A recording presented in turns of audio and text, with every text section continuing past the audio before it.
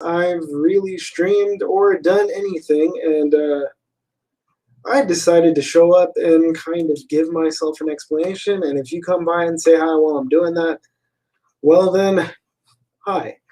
If not, then I guess I'll be sitting here in my room by myself. Anyway, dudes, so if I'm being completely honest with myself, I've made a lot of like unpleasant discoveries during the pandemic about my own psyche. So I kind of wanted to share that with somebody, even if there's nobody watching, if that makes sense. So yeah, that's why I decided to show up. So first thing, well, shit, where's my? I can't even look at the camera because it's like mounted on my monitor, and I have to like look up into the right, and CP doesn't do very well with that. Anyway, so I've made a couple of. Why is it okay? It's showing an old stream description, so if you're here thinking that's what I'm gonna do, I'm sorry, I'm not talking about stoicism today. So yeah, let me adjust my audio because apparently my shit's too high. Okay, that should be okay. So a few things happened. The pandemic happened. Before that, I was really excited to maybe sort of kind of have a job like co-teaching some classes that have to do with American Sign Language and deaf culture and stuff like that. And then everything moved online, and the process of creating that position kind of came to a halt. And then after that, I kind of decided to quit tutoring because I was getting really frustrated, man. And then everything kind of closed down, and I ended up in my room just sort of by myself trying to think of things to do. So I basically, like, for the first little while, I kind of took it on myself to try to help educate people about the virus, how viruses work generally, what we know about this one, and how mRNA vaccines are supposed to work, the difference between what's being put out online by the CDC at the time and like actual experiences that I'm hearing from other people and the experiences that I had. And I was doing that for a while, mostly like on Facebook, and like whenever I would run into a friend in person, I wanted to talk about, what was going on. I would try to like explain stuff to them. And people just got really rude, man. And it started to really hurt after a while. At first, I was fine. I was just like, oh, people are going to think what they're going to think, and like, I can deal with it, just keep going. And then people got mean, like really, really, really mean. And it started really affecting me. And then I started thinking things like, fuck these dudes. They're all fucking stupid, and I don't want to have anything to do with them. And then there were a whole bunch of other things going on in the world that I tried to help people through, and I ended up like drowning instead. And I also realized that I need people around me a lot more than I would like to admit. I mean, so I don't usually get like too personal, and I probably still won't because I'm fairly private. Like, even when I tell you things about myself, they're usually things that I've tried to tell people like hundreds on thousands of times before. So that being the case, so I live with some people, we have like 1, 2, 3, a 4-bedroom house, and there's like 6 of us living here. So you would think that would be enough people, but when you have that many people in one house, with most of them sharing one bathroom, like everybody just sort of kind of, oh, I know why it's telling me I'm doing that. I'm okay. Yeah, I should have fixed that. Oops. Sorry for anybody who comes over here from Twitter because I'm not talking about that today. But anyway, so what was I saying? Oh yeah. So anyway, I mean, everybody's just kind of doing their own things and confined to their own rooms. In fact, like we kind of thought like everybody was going to catch COVID because one of my housemates tested positive, and then the person that he's sharing a room with tested positive, and I was pretty concerned about that because my younger sister and my brother-in-law both work with the elderly population here, and they're always concerned about not wanting to pass on whatever sicknesses they have to the people they work around because um, getting old people sick is not a fun time. Like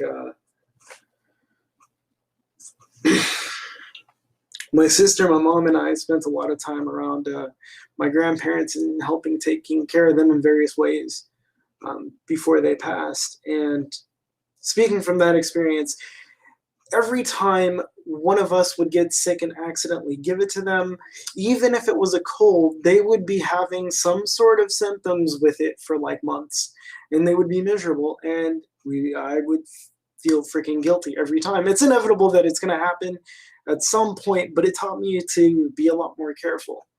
And in the world we're currently living in, that's the thing that I want to tell people, because people have called me a dipshit, an asshole, libtard, a retard, a butt fucking faggot. Like, dude, people are mean, okay? I mean, I've been called a wetback for speaking Spanish to a friend of mine, just sitting at a Starbucks. I mean, a lot of people are okay, but like, and then a small percentage of people are really just straight assholes most of the time because they're angry and hurt. And, I've been angry and hurt, and I know what that's like. And I try not to lose my temper, but I can only do so much, man. And I'm a hot-blooded kind of person too. So that's a thing.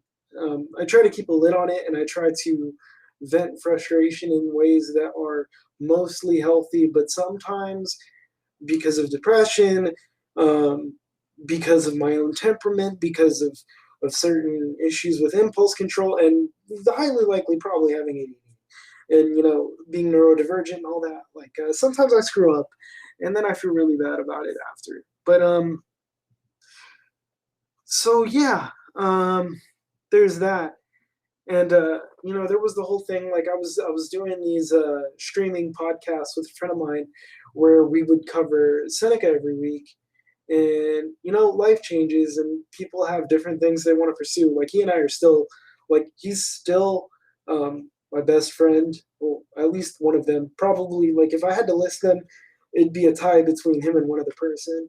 And everybody else just goes into a different category of like friend or acquaintance if you're below that. But anyway, we're still really good friends. We see each other all the time. It's just he got a different job, so the schedule changed, and the level of energy he's required to expend is different. And dealing with autism, being an introvert, on top of that, and just the level of social interaction required of him now is completely different. So I don't think he has the energy to do that, which for a while I was a little upset about, and I talked to him about it. Like I wasn't mad at him, but like I really liked what we were doing, and the fact that we weren't going to have time to do that anymore really got to me. So like all of the things that I was working on that were tangential to that, with that being the foundation, kind of fell by the wayside. Like I was taking life coaching classes so I could help other people, and then I realized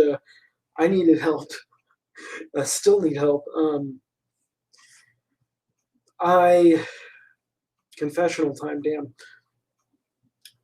And this isn't to throw shade at anyone, right? I don't want to do that because what I'm talking about is my own experience of it, and I'm not trying to blame people for that experience, right? But I ended up doing this website for a friend of mine, and I, up until about 2008, 2009, I was still actively a web developer. And there were things about that job and the way that it's structured, particularly when you're a freelancer, that I grew to hate. And so I had decided, or thought I did, um, I can't look at the camera, damn. Anyway, so how do I put this? So I was a web developer since the age of 14, and I was born in 1983. I graduated high school in 2001. You do the math, and you can figure out how old I am. But anyhow, and so I thought I was done with it. And like a couple things that I didn't like as a freelancer is that people undervalue your work. Like everybody that I met during my period as a freelancer um, tried to pay me less than I was asking, which sucked because I was already charging less than anyone else in my local area. And I'm pretty sure that I was charging less for full scale web development services um, at that time than most people in the United States were charging anywhere across the country. So I was charging dirt cheap rates. I was charging like 400 flat for like a like a basic portfolio site, like 100 if you were a student trying to do an art portfolio, and if you were trying to do anything with like any back-end data-driven magic, I was only charging like 600. And if you know anything about um, development rates, basically, I was doing a lot of work for very little money, and I had really fast turnaround because I was living on energy drinks, coffee, and McDonald's, and I was like super duper unhealthy, and I burned myself out. So fast forward a few years, I meet this dude. I write a book. He publishes the book. The book does okay. Like I'm still proud of it. It has some problems. I wish I could do a second edition because there are typos and some things that I wish I could have written differently. I might go back and do that, but at this point, I don't know if that's what I want to do. And we become friends. He's a really cool dude. Still, like a really really good friend of mine. We talk a lot. He's currently on the quest to become an independent filmmaker working out of Northern California, and I think he's making really good progress toward that. Anyway, he asked me to redesign his website, and I reluctantly agreed because I really need the money without taking into account how much I didn't want to do it. So my temperament is basically fuck it, go full on when you do anything, which basically means in practical terms that I go hard and then I burn out and then I disappear and then I go hard, then I burn out, then I disappear. So I went hard and I burnt out, and then a new domain was purchased, and then I had to forward the domain to that site, and then I'm getting asked to make these changes that I don't think are going to look too good, honestly. And I'm just like, this is why I don't want to do it, because like I basically already did everything I originally said I was going to do. And everything else was more like the homie price kind of thing. And this isn't dude's fault. It's mine because I have really shitty boundaries. um, I wish there was another way to put it, but so I don't blame anyone but myself for that because it is my fault. I should have been more clear that when I said that the job was a one-off and that I didn't want to have anything to do with updating it, I should have stuck to that. and I didn't. So I'm gonna finish it. I'm gonna, you know, that being said, I hope I don't come off as like a stoic hypocrite because, I'm still human. And if not for stoicism, I'd be in a lot worse mental and physical shape than I am. Um, so there's positives out of the last year or so in the zombocalypse that we are currently experiencing on a minor scale. So I guess all that is to say, I should probably have had better boundaries in the first place. I also realized that there are only really like three things in life that I give even the remotest shit about. Um, and everything else that I seem to care about at all is like tangential to the three things that I actually do care about. One is creativity. I really do enjoy writing, and I enjoy like as an extension of that, I like hearing other people's experiences, like both creatively and as learners of various skills. Like I've sat there and watched a dude explain how to like build wilderness shelters just because I think the fact that he mastered that skill to such an extent that all these incredible things that dude builds is something that he can just do for fun. Like I think that's fascinating. Even though like I don't really have interest in actually doing the thing, I'm more interested in like how he went about like um, acquiring that skill. Just to show you how like diverse. And then like I'm personally really interested in language learning, so I watch a lot of like language learning YouTubers. I used to watch a lot of polyglot YouTubers, but I don't really anymore. Um, Mostly I just focus like when I do want to watch that type of content, I usually watch content around a person like talking about a specific language. So for people learning Japanese, that would be somebody like Matt versus Japan, or for English speakers learning Spanish who want an example of what you can do as an adult English speaker, native, who has a job and a life and all this sort of thing, and like the kind of thing that you can accomplish. I would recommend this dude. Um, his name is Mike Ben, and he's an adult. He's a math teacher, has a full-time job, and he just decided that he wanted to learn something new, and he had never like learned a language, so he decided to like dedicate a year to like learning Spanish. And I gotta say, his ability is really impressive. As somebody who like taught themselves to speak Spanish uh, with varying degrees of success depending on the day and the subject. We could talk about that actually.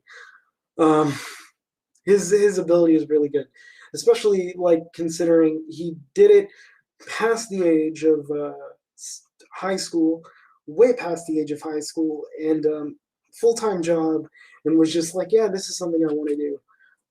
If you want to check him out, look him up on YouTube. His name is Mike Ben. He's super cool. Um, there are way more Spanish speakers that comment on his channel than English speakers. Um, so give him some love. I guess so. Like language learning is something I'm really interested in. Teaching languages is something I'm really interested in. I don't know if you guys know this, but I was a private tutor for like 15 years. And I basically tutored anything that wasn't math because, like a lot of people in the United States specifically, like my math ability is not great. Like it's not terrible. Like I can do math, but like I can basically like tutor people through freshman, sophomore year, high school, whatever. Even in math, I'm just not confident to say that I can. But if people end up needing help, I usually can figure it out. But the things that I'm most competent in are things like history, English composition, dissecting poetry, philosophy, writing papers. I got A's in American Sign Language. That was like I mentioned earlier in the stream. Like I was going to be co-teaching stuff for that and like interpreting at staff meetings and stuff like that. So and then I took Spanish for whatever reason. I really didn't need it. I have a story about that, but I'll get to that. And so at first, I kind of thought like I was just gonna be like this dude who just sat in my room, learned a bunch of languages, and then it kind of hit me like one day. I was like stupidly lonely. And I was like, yo, if you're learning a bunch of languages to talk to people, why are you so damn lonely? And it's because when you are trying to get good at something, at least for me, I tend to get like really obsessive. And when that hits, I tend to like go away into a room until I'm like comfortable, and it yields decent results. Like, creo que puedo hablar español suficiente bien para comunicarme sin problemas. Normalmente cuando hablo comito algunos errores, pero no mucho, y tengo la capacidad de hablar con fluidez, pero a veces no me siento muy preciso cuando hablo español. Anyhow,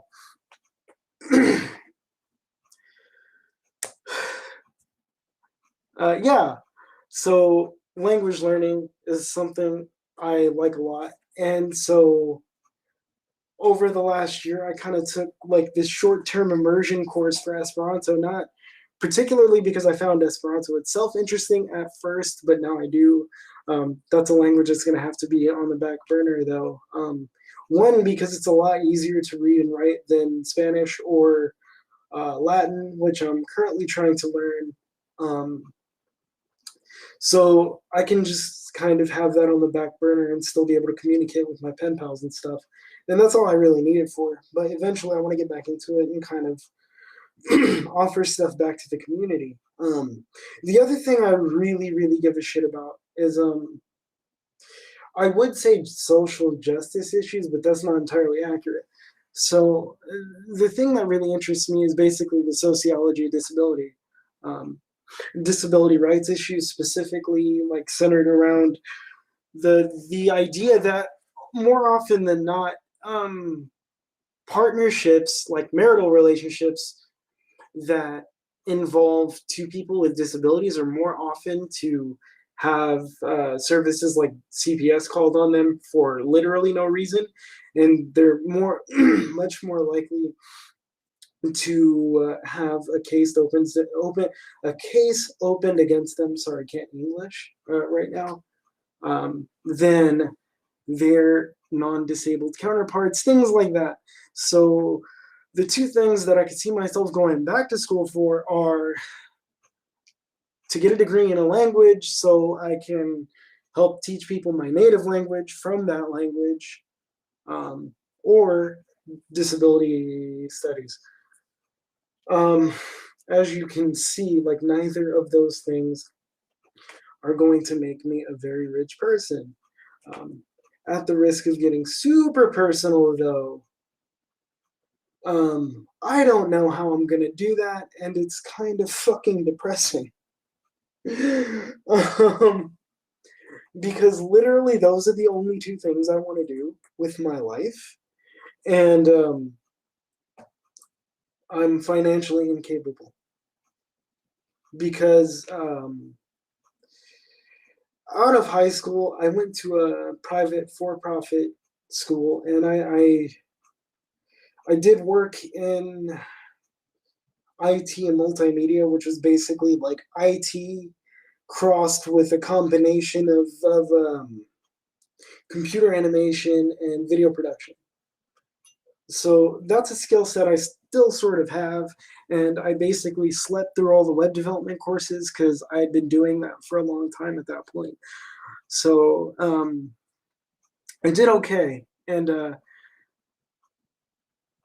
I tried to do a degree in game development. So what happened with that um, was that there came a point when I got super depressed and I didn't even know what depression was because I thought that was normal because I was always kind of like that. And I was staring at the literal book that housed the entire curriculum for the game design program they had at that school.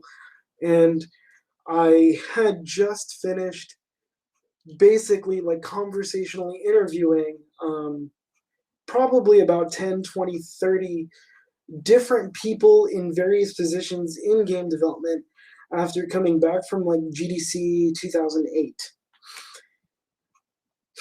And when I was looking at this binder, I was like, there's no way anybody who graduates from this program is going to be able to get a job doing anything just with the skill set that you're teaching us.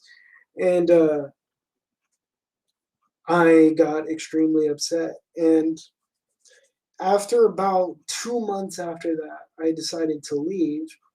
Um, so I had all this debt, and then I filed for a total permanent disability discharge to have my student loans discharged, which was offered to me like within 3 weeks after the school closed down because of some dubious practices, and they were financially unable to continue operations, and then they were under investigation by the Higher Learning Commission and a bunch of other people along with the federal government because I found out that like 90 to 95% of their revenue was coming from federally funded grants, including things like the GI Bill, certain other grants from the Bureau of Veteran Affairs, and all this sort of stuff.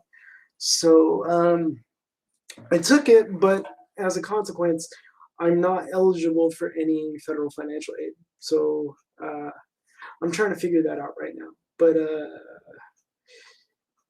I don't think, I hope my family doesn't hate me, but I don't think I'm going to make another, I don't think I'm capable of making a decision for another year. Hopefully they'll just let me sit here and learn Latin and maybe Japanese for a year while I figure out what I'm doing. Because it's the only other language I want to learn. Well, no, okay, so yeah. So that's all the psychological garbage that I wanted to talk about because I don't really, I don't know. The people that I mentioned already know about this, so please don't think that I'm talking shit. They know how I feel. It's just that some of them are good at respecting what I think and feel about it, and others of them still try to get me to do things that, while I can do them, I really found out that I don't want to. And like the most rewarding job I've ever had has been being a tutor. Um, yeah, so I kind of want to talk about that, and then I want to talk about how I learned Spanish because I think maybe somebody will get some value out of knowing what not to do.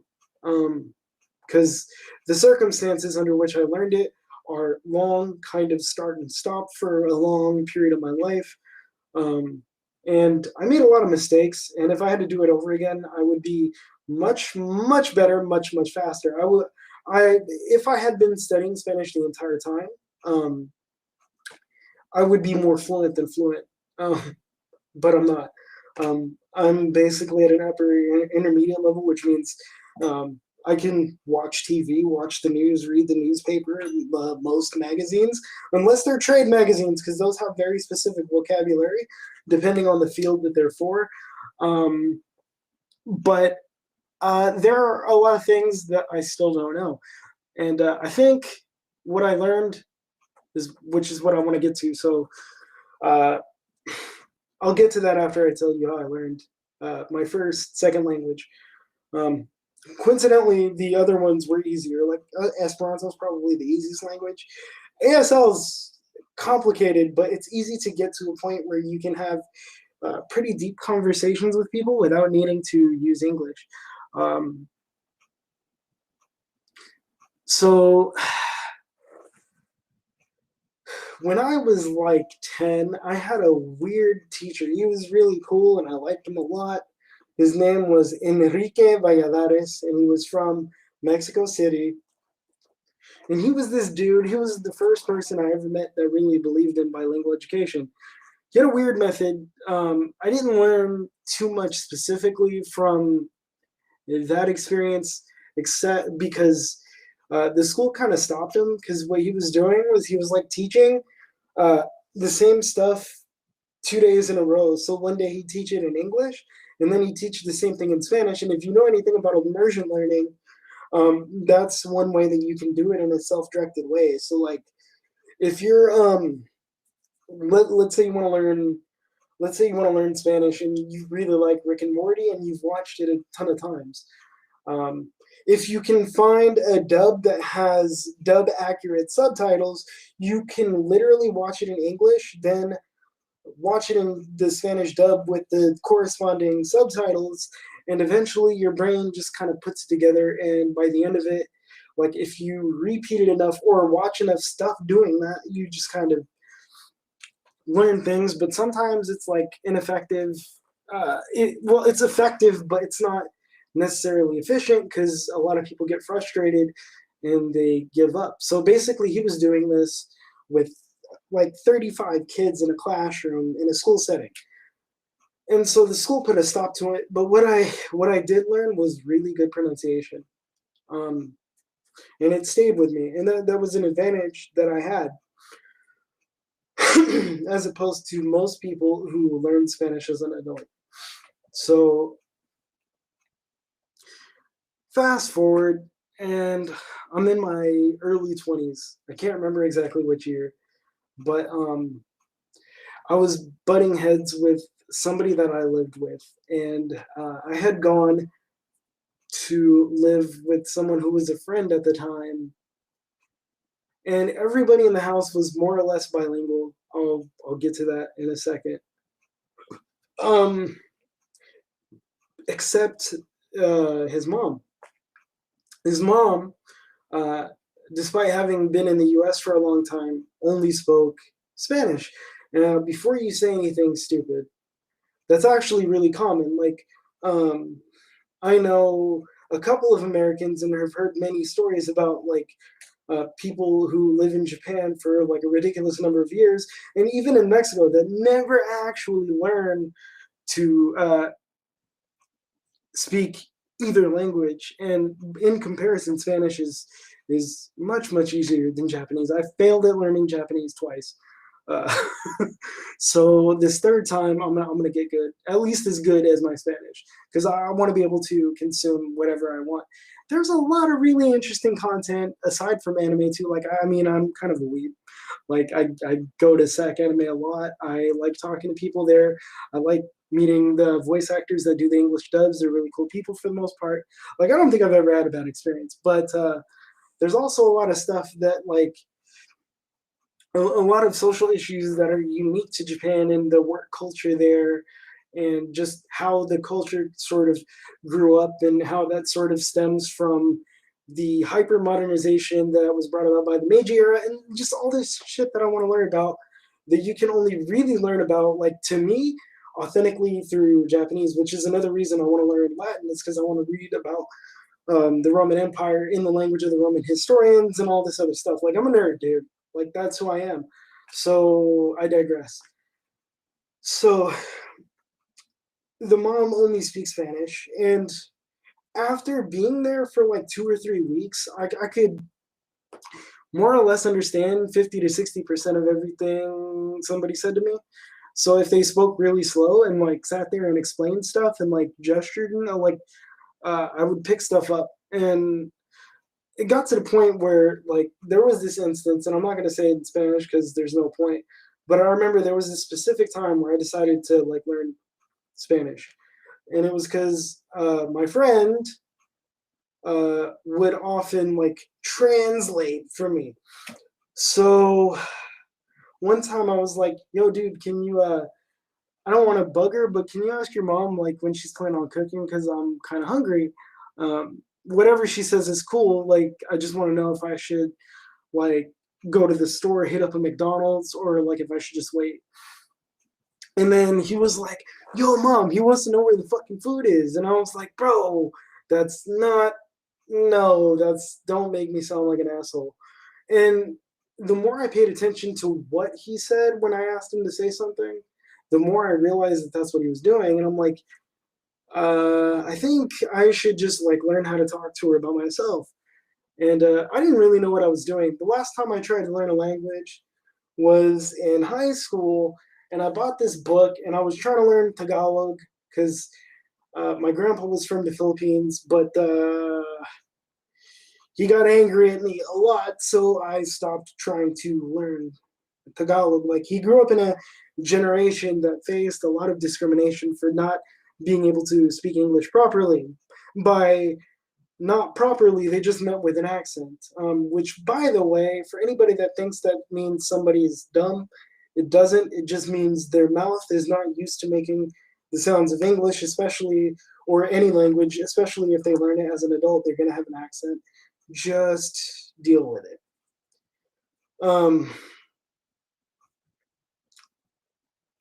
I forgot to mention that when I was a kid, I had a Vietnamese friend for a long time, and after a while, I was like able to understand what his parents were saying, or like when they would watch movies in Vietnamese, but I could never speak it. Like, I never spoke it, and I basically forgot it unless I'm drunk, apparently, because then I'll say random things. Anyway, so the way that I started learning, since I didn't know what I was doing, was that I literally like just used Google Translate and tried to say stuff. Because I already knew how Spanish was supposed to like sound phonetically, but I just I didn't really learn much grammar because like and stuff like that. Because the last time I'd really tried to speak it was in fifth grade when we had a student who arrived here from Mexico, and they put him in our class because our teacher was completely bilingual. And he was the only person I would talk to. So all of the things that I knew how to say were stuff that only 10-year-old kids would want to talk about, like, like how to talk about your favorite TV shows, like your favorite video games, like, things like hobbies, like, oh, have you ever thought about what you want to do when you grow up, that kind of thing. And that was basically it. Like, I was super, super limited. And so here I was, like, monkeying with Google Translate, and now it's so much better, but before it was horrible. In fact, if you know enough about English grammar, you can sort of force Google to produce grammatically correct Spanish sentences if you know how to work it. If you're just like your garden variety English speaker that thinks it's going to spit out perfect Spanish, it won't, but you can make it do it. People don't believe me, but you can. Maybe one day I'll show you how to get the Googles to produce like accurate Spanish sentences that use the subjunctive correctly. If that's something y'all cheaters want to know how to do. So anyway, I bought a book, and I just like started reading it, and stuff went down, and I ended up having to leave that place because there were a lot of complicated things going on. Like, there were 10 of us in a 2-bedroom house. And so a lot of stuff went missing. Some things kind of got stolen. Some things that were important to me disappeared. And I started arguing with people. And there was a girl that liked me that I didn't really want to be romantically involved with. And she was starting to get kind of, I don't know, possessive, jealous. And so I ended up leaving. But and then one of my friends got deported, and I was like, I don't know what to do.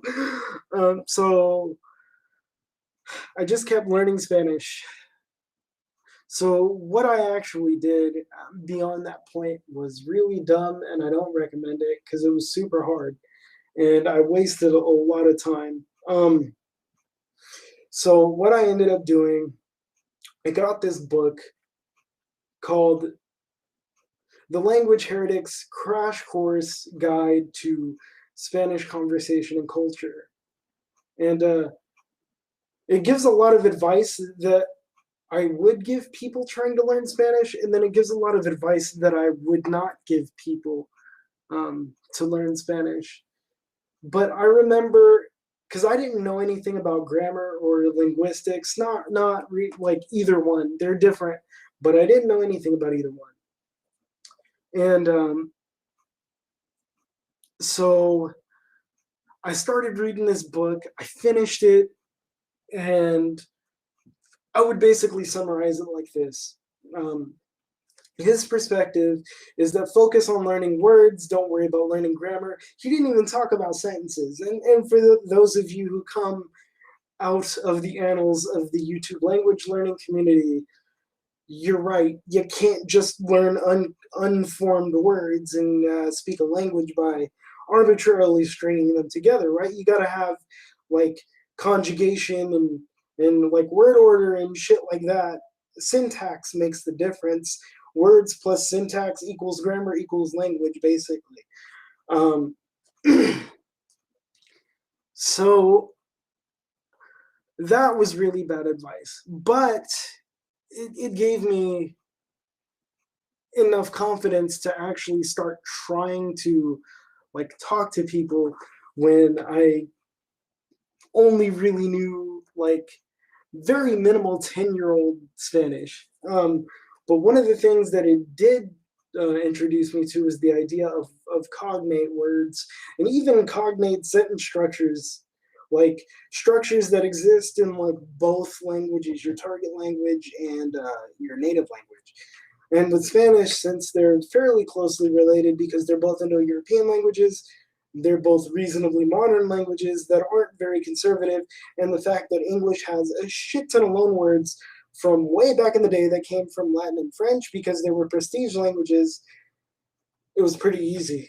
So I realized that that book was only going to get me so far, so I went through another book, and then I smashed through like all 5 units of Pimsleur Spanish in like a month. So I read 2 textbooks, including, well, plus the textbook that my community college was using, worked through all 3 of those things, plus the 90 days worth of Pimsleur, like, not 90 days, like worse. It was something like there's 30 lessons per unit, and there were like 5 units. So yeah, I smashed through all of that in like 45 days max. And my brain hurt. But by the end of it, like I realized like I could basically like my comprehension went up from like 50%, 60% to like 80, 85, and like I had pretty good grammar. Not perfect, but it was good enough to get like good grades on like traditional tests and not make too many mistakes when I was talking, although it took me a while to like put together stuff in my head because I learned it that way. And it got to the point where like 2 or 3 of the people in the Spanish department at the community college asked me if I'd be interested in tutoring the students that were having the most trouble. And they were like, yeah, I wouldn't recommend going through the tutoring center. So yeah, you can just work this out with whatever students are interested. So I started doing that. And at the same time, like I was tutoring a friend who also has cerebral palsy, for those of you who don't know, so do I. But she's like super quadriplegic, can't really type because her hands don't move. So she just needed someone to proofread what she wrote and help make the corrections because she would go home and use like dictation software and then come back and I would proofread for her and just like reorganize ideas and things like that. And that's how I started tutoring, and I kept doing that for like 10, 15 years. Why wouldn't I recommend it? Because it was really inefficient, because most people like would burn out doing what I did, and I didn't know anything about word frequency lists. I didn't know the best way to learn grammar. P.S. It's not in a textbook. I learned it that way. I can explain it that way because I learned it that way. And I do use those resources to clarify things that I'm not certain about when I'm learning a new language, but I wouldn't recommend necessarily only having that to build your foundation. So what would I recommend now? If any of you are, if any of you watch Matt versus Japan, basically, like I recommend like a modified version of what he does at Refold or AJAT for those of you who know about AJAT.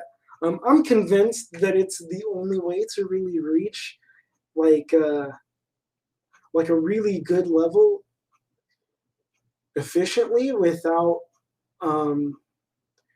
doing the textbook grind. And here's one of the reasons I would recommend it over traditional methodology by itself. Okay, so let me clarify. Textbooks can be good if they're well designed, and you do them in conjunction with a shit ton of immersion therapy is what I want to call it. Because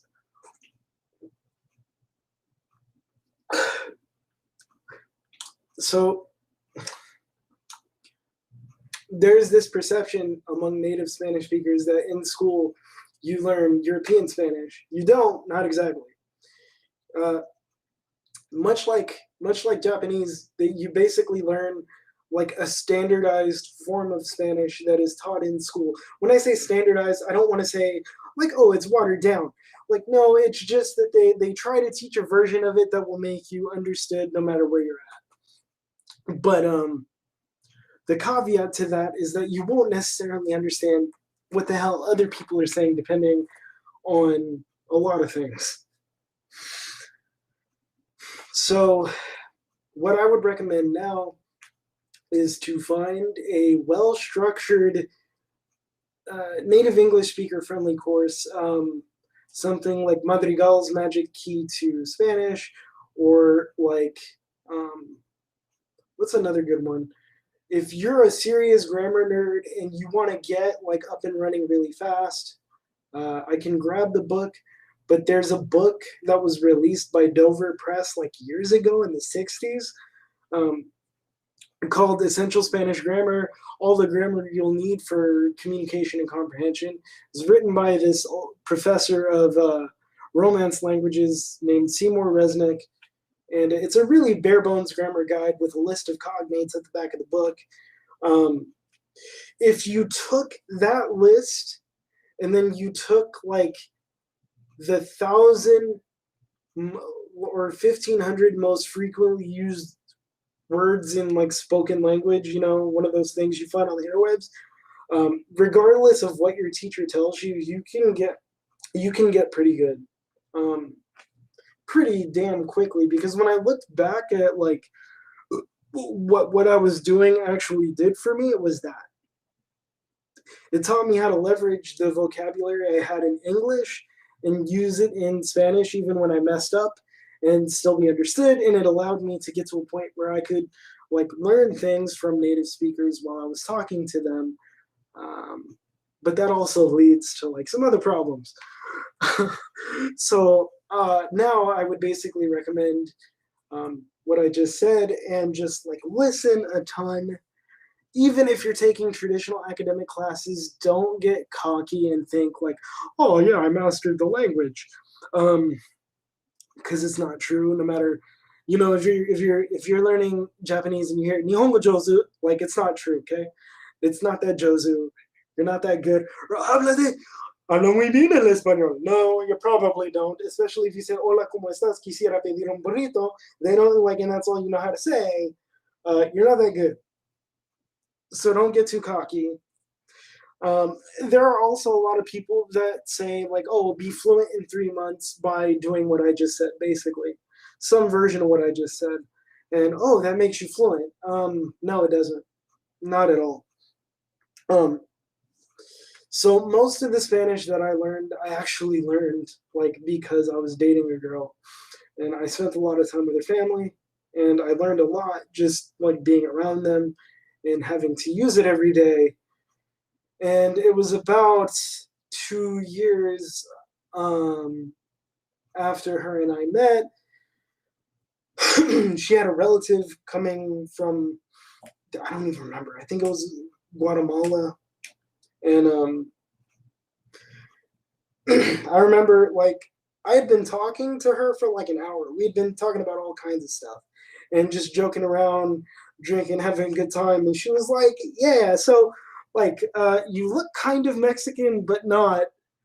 Like, this is in Spanish. She's like, you look kind of Mexican, but not. But, like, so who speaks Spanish at your house? Like, where are you guys from? And I was like, here, right? Soy de los Estados Unidos. Yo nací aquí, right? And she was like, really? No, like, for real, who speaks Spanish at your house? And I was like, no, for real. We're Filipino Hawaiian. And she was like, no way. And that's when I felt like I won the video game. And then for a while, my Spanish was really crap because that relationship sort of dissolved in an unfavorable way. I didn't speak for like 6 or 7 years. And then at some point, I had bought a lifetime subscription to Rosetta Stone. And I was like, yeah, one day I want to see how good it actually is, if it's any good at all, or if like it's just, marketing hype. The short answer is it's complicated. I'm going to write a review on it. That's actually why I did it, was because I only ever found a Rosetta Stone review by a single person who actually finished Rosetta Stone. And in my opinion, if you don't finish anything, you don't really know if it's any good. So I finished it, and I finished it in like a month-ish. And what I found was I didn't learn anything. I literally didn't learn anything, and it wasn't because it didn't try to teach me anything. It's just because I found that I already knew what it taught.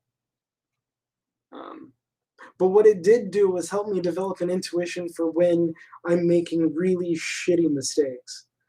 And so it minimized the amount of errors that I made when I was speaking, and it made me, like, basically it reactivated, like, what I knew.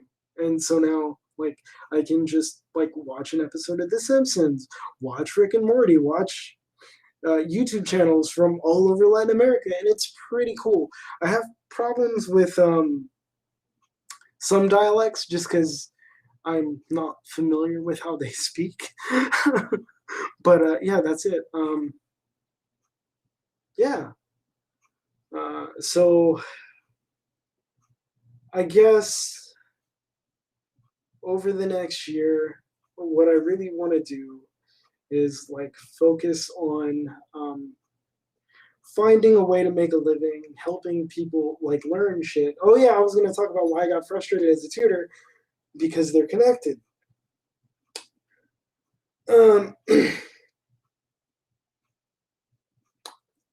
So when you work as a tutor for a very long time, you start noticing the difference between very young teachers, like new teachers, and people who've like learned what they're doing.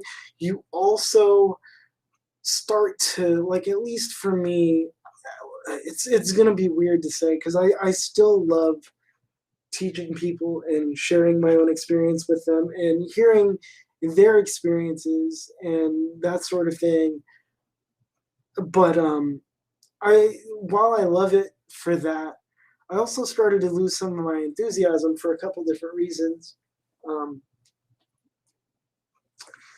Sometimes when I would work with younger kids, you would get, I actually pretty frequently got parents who tried to pay me extra money to do their kids' homework. And it got to the point where I really got annoyed because once or twice, this didn't happen very often. Usually I would just say no, and the parent would get mad. Then they would go shut up and sit down in the corner of the Starbucks or wherever we were. And it was fine after that. They would just leave me alone, and their kid would get better grades than what they came for. usually if they were at like a D, they would end up with like a usually a B, but bare minimum, I would bring them up by 10 full percentage points. So wherever they were, usually you could expect at least a 10% increase in your grade percentage, depending on how much you as a student did. I saw kids go from like utterly failing like 3 classes to like doing really well in everything, and that was really fulfilling. But every once in a while, I would get a parent who would refuse to pay me or like just stop showing up because I refused to do their kids' homework. So that was one thing that really got to me. Another thing that would get to me is that sometimes you would have parents who not only expected you to do their kids' homework, but they would call their kid all kinds of names. They'd call them fucking stupid. They'd call them morons. They'd be like, hey, I don't remember dropping you on your head. Why are you that dumb? All kinds of shit to like 6, 7, 8, 9, 10, 11, 12, 13-year-old kids, man. And I'm like, I'd get very upset at night.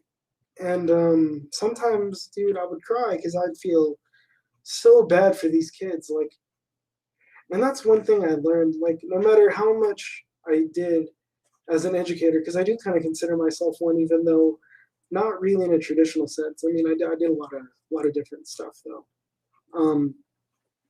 But I basically consider myself an educator.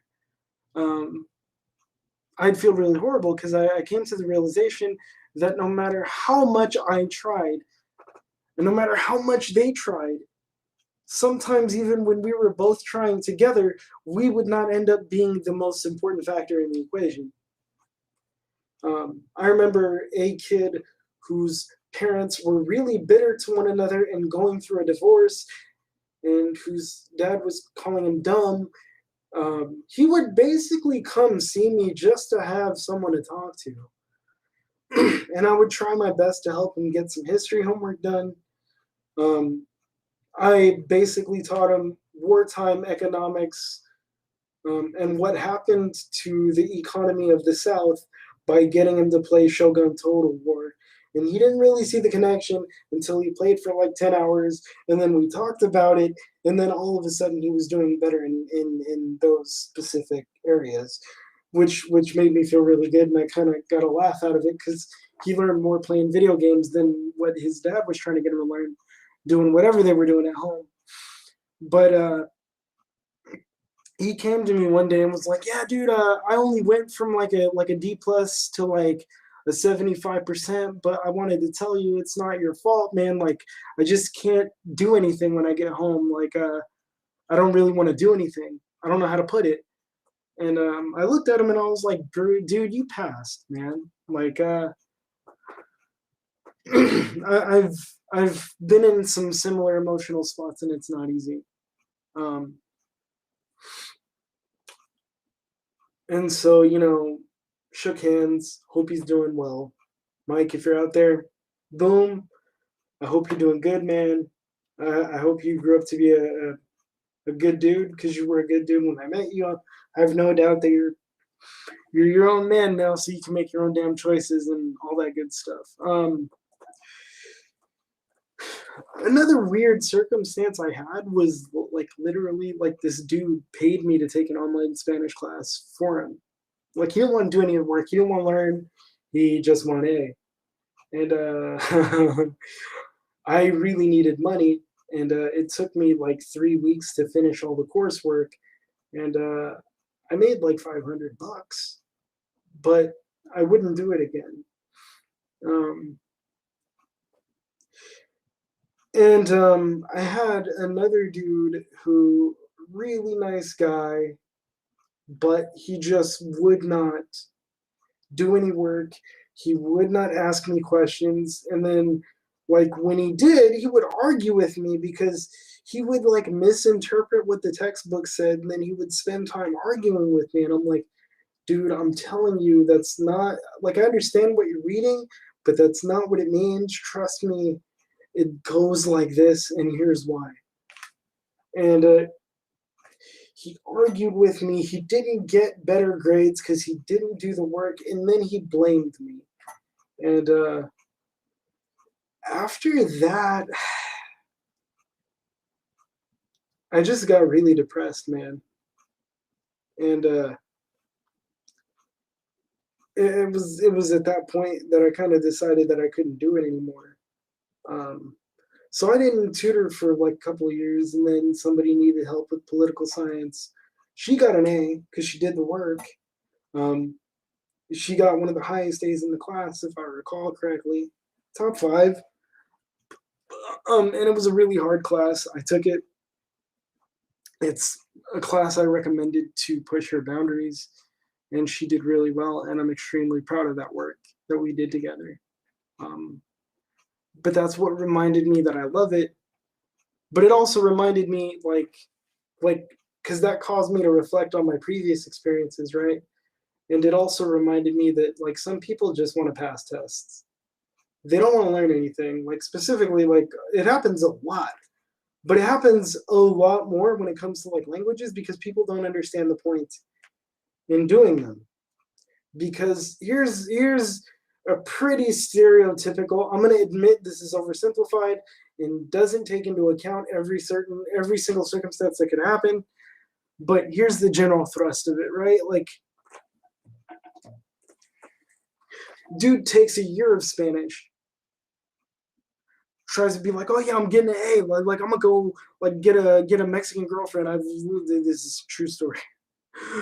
Like, and then they try to talk to her, like they try to say things to like people that speak Spanish, and they realize, like, even if they can say things, they can't understand anything.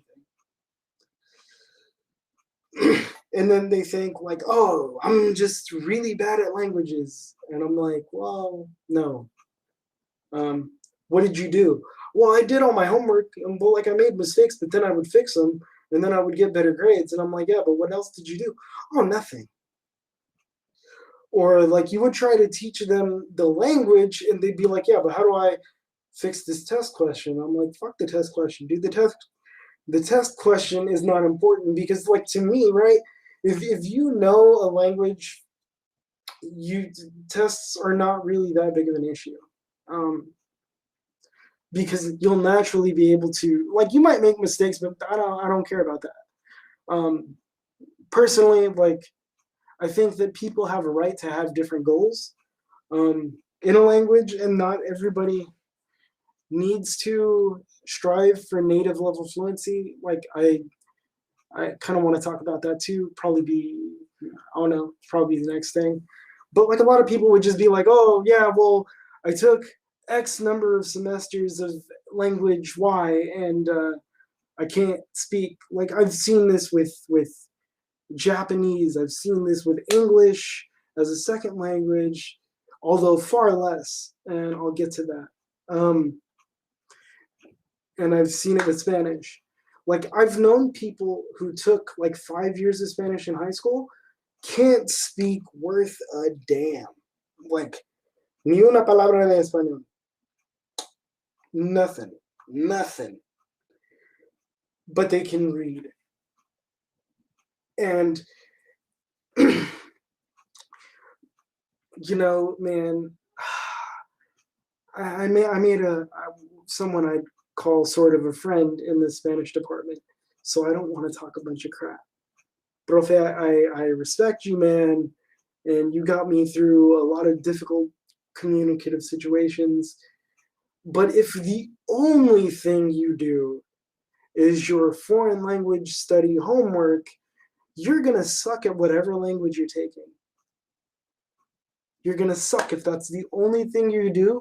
Even if you get straight A's, you're going to be the worst person in the class if anyone in that class does any more than you do. And that's because language is complicated. It's not because you're dumb. Because it's a bunch of different skills that need to, like, come together.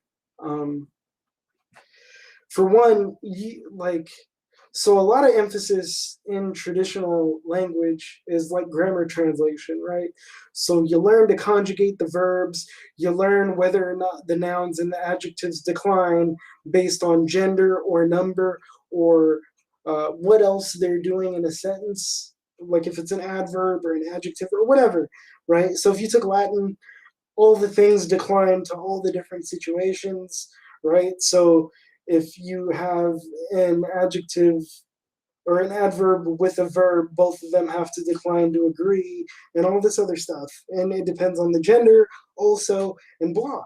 But so if you learn language that way, you're gonna be very, very competent, even if you don't do anything else, at reading and writing, especially if you completed the whole textbook.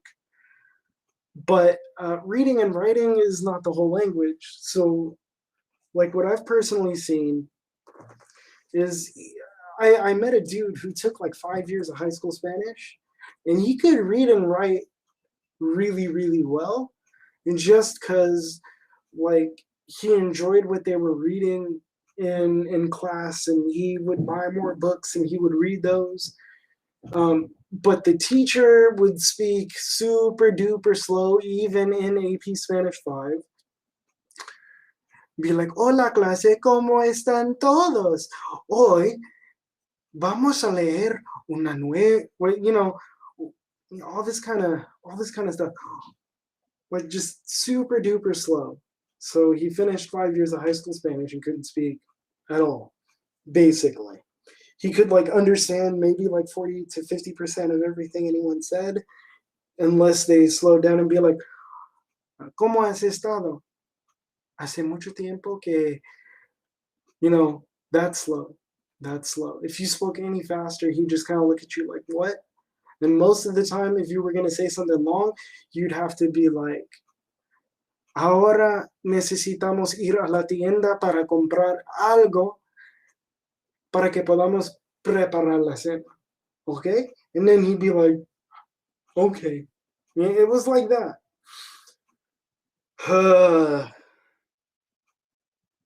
And so what that brought me to was that what I didn't realize is that because I was around this girl's family for like the better part of like a year and a half, consistently anyway. Like I was always around, but like consistently. I was getting a lot of exposure and I discounted that. So like looking back on that experience and like having like learned most of what I know of American Sign Language straight up through immersion, because that's the only way you could really teach it, especially if you have a deaf professor. She ain't gonna speak English. She's gonna write for you on the board, but you're gonna have to sign. And so like even if I haven't used it for a long time, it only takes a little bit for it to come back and then I feel good again. And like the thing is, I never ever feel like, oh shit, I forgot everything, just because of the way I learned it and the people that I got close to because of it and the memories that I made. So what I'm gonna say is that when it comes to learning a language, focus on building the ability to comprehend, whether that means working through a textbook while you have Spanish radio on and deliberately practice picking out the words you know. You can start with graded material intended for beginners and progressively move on through the intermediate level. You can go the straight comprehensible input immersion method. However you do it, focus on comprehension first. Speaking will come later. Yes, you will need to practice. Yes, it feels weird as hell, but you will get good. If you give it enough time and you don't quit and you're consistent, even if you're not that great, you will eventually get good. I firmly believe that, especially, like, I don't know what talent means anymore. Like, I don't, okay? Like, people would always tell me I was smart or talented or something, and I just don't feel it anymore. Like, I'm another dude, okay? That's it. I'm another dude. There's no such thing as being good or bad at languages, unless you have a disability that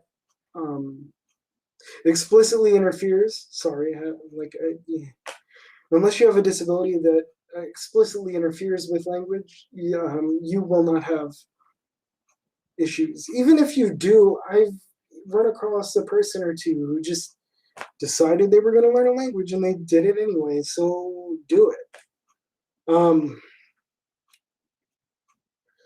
Yeah, I think there's going to be no Duolingo because I just talked for an hour. So if you were out there listening, I appreciate it. And if nobody was listening at all, I appreciate myself. I will probably be back to fail at Latin on Duolingo in the future. Oh yeah. Why am I doing Duolingo Latin? To be honest, like I know what people are gonna say. Duolingo sucks or Duolingo's great. You're either in one camp or the other. Why don't you do something else? Because to be honest, like okay, normally, what I would do is like watch, especially now, because this is what I did with Esperanto. Like I would watch videos in Esperanto with and without subtitles until like I could understand them without subtitles, and now I can basically understand them without subtitles. But mostly I would just look for things that I thought were interesting in the language, even in that language, even though there aren't that many people that speak it, and the people that do speak it to varying degrees, there's still decently interesting content. The community of Latin speakers is so much smaller by at least a couple thousands places, right? That most of the content you'll find is your basic like comprehensible input type of stuff, and there's not enough stuff that I find personally interesting outside of like Latin literature, but that's far above my level for right now. So I'm basically cobbling together my own study path. I'll let you guys know how that goes. Until next time, thanks for listening. I appreciate you. If even only one person was listening and you got anything out of it, I'm gonna have an email specifically for the blog I'm gonna start called The Languager. It's not up yet because I'm gonna put it together on my own web host. But what I want to do is I want to translate a couple books of poetry by Pablo Neruda that have already been translated by other people, but I just want the practice of doing it and to share those along with a book of poetry by a guy named Jose Rizal, who was, this kind of Philippine poet slash liberator figure who's pretty controversial depending on who you are. And I also want to, retell this story in text form without jumping all over the place and kind of share what I took away from it.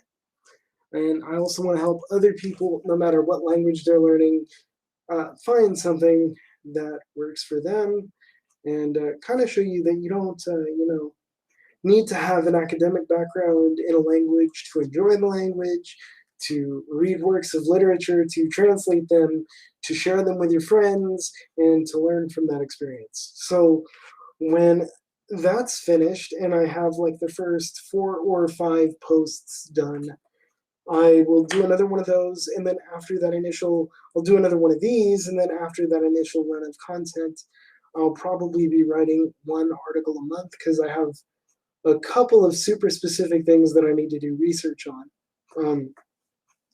before I can write them. But until next time, I hope you guys are safe. I hope you're relatively happy. I hope you're sane. And I'll see you next time. Bye. I forgot to turn